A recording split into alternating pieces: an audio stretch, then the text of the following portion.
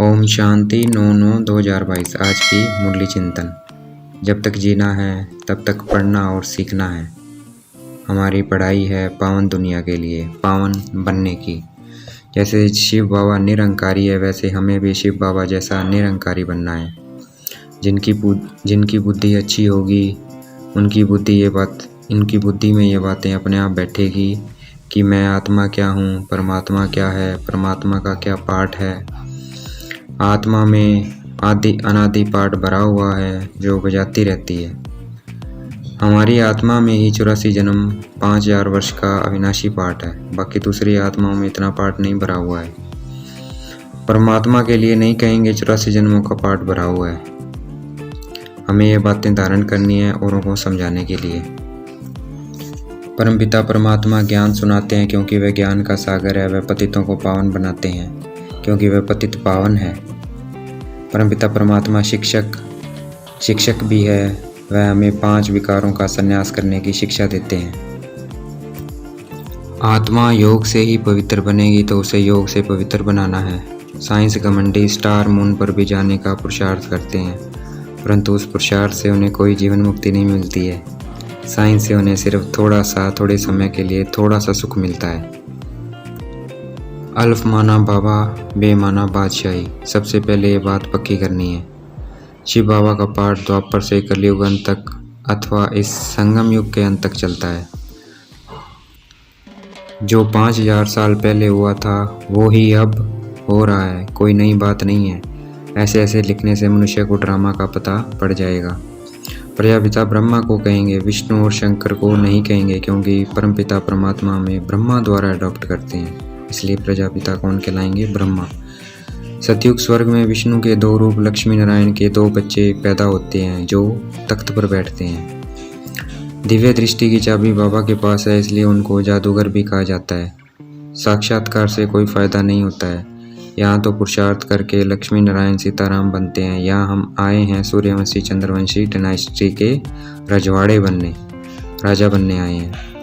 त्रिमूर्ति चित्र से भी बुद्धि में सारी सृष्टि चक्र का खेल समझ में आ जाता है, कैसे कैसे चक्कर फिरता है, खेल में कौन कौन है, खेल में सब मालूम पड़ जाता है। खेल में कौन कौन है। रोज चित्रों को देखना है, विचार सागर मंथन करते रहना है। कैसे पता लगता है सारे चक्र का? त्रिमूर्ति से। ऊपर शिव बाबा है, नीचे ब्रह्मा है, फिर विष्णु है, फिर शंकर है। तो शिव बाबा ब्रह्मा द्वारा स्थापना करते हैं, आदि हो गया, विष्णु द्वारा पालना, मध्य और अंत, शंकर द्वारा विनाश। तो सारे चक्र का हमें पता लग जाता है। तो बाबा कहते हैं ऐसे विचार सागर मंथन करना है। कोई नया आता है उसे सबसे पहले बाप का परिचय देना है। ब्रह्म तत्व मैं तत्व है, अर्थात रहने का स्थान है। शिव बाबा निराकार है, उनको कोई ब्रह्म तत्व नहीं कहेंगे। हम ईश्वर के बच्चे हैं, सब ईश्वर के रूप नहीं हैं। लक्ष्मी नारायण ने अंतिम जन्म में पुरुषार्थ करके यह लक्ष्मी नारायण की पोजीशन पाई है। शिव बाबा मुख खोलने की युक्ति बता रहे हैं। चित्रों को देखते रहो, अंदर मन में बोलते रहो, इन चित्रों में क्या है।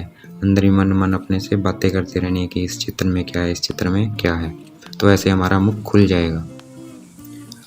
हम शमशान पर भी जाकर किसी को समझा सकते हैं। बात करने वाले बहुत समझदार और सियाने चाहिए। हम श्री कृष्ण के चित्र पर भी समझा सकते हैं कि इनको श्याम सुंदर क्यों कहते हैं। मनुष्य को श्री कृष्ण की कहानी सुनाएंगे तो वह कहानी सुनकर बहुत खुश हो जाएंगे। सवेरे मंदिरों में भी जाकर सेवा कर सकते हैं। बोलना है, आओ हम आपको लक्ष्मी नारायण की जीवन कहानी सुनाते हैं। आओ हम लक्ष्मी नारायण की जीवन कहानी सुनाते हैं। हम यज्ञ तप तीर्थ आदि करते करते एकदम कोड़ी मिसल बहुत गरीब बन गए हैं। हम यज्ञ तप तीर्थ आदि करते करते एकदम गरीब बन गए हैं। फिर शास्त्रों ने हमारा क्या सहायता की? उनसे पूछना है, कुछ भी नहीं। आओ अब हम आपको सच बताएंगे। सच्ची सहायता करता है। रचना के आदि मध्यांत का राज झाड़ में क्लियर है। मनुष्य को झाड़ पर समझाना है। नीचे राजयोग की तपस्या कर रहे हैं, फिर भक्ति मार्ग शुरू हो जाता है। जो जिस धर्म के हैं फिर उसी धर्म में आएंगे। आज की मुरली का वरदान। अपने मस्तक पर सदा बाप की दुआओं का हाथ अनुभव करने वाले विघ्न विनाशक भाव। अपने मस्तक पर सदा बाप की दुआओं का हाथ अनुभव करने वाले विघ्न विनाशक भाव। आज की मुरली का स्लोगन, सेवा द्वारा अविनाशी खुशी की अनुभूति करने और कराने वाले ही सच्चे सेवादारी है। सेवा द्वारा अविनाशी खुशी की अनुभूति करने और कराने वाले ही सच्चे सेवादारी है। अच्छा, ओम शांति। शुक्रिया मिठी बाबा, शुक्रिया।